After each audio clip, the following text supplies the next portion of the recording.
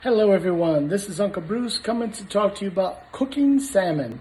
So I have some salmon here and I'm going to cook using some spices, lemon pepper and garlic onion. So I have these spices that I'll be putting on here to dress up the fish, make it prepared to go in the oven. And I cook it in the oven at 350 degrees Fahrenheit, and that's temperature of 180 Celsius, I believe. And so I'm putting the spices on here. Not too much of the lemon pepper, but enough.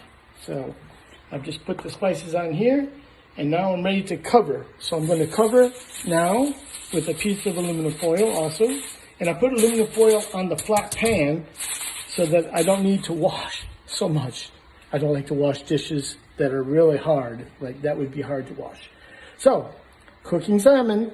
Hope you guys have a little nice dinner too. Okay? Bye-bye.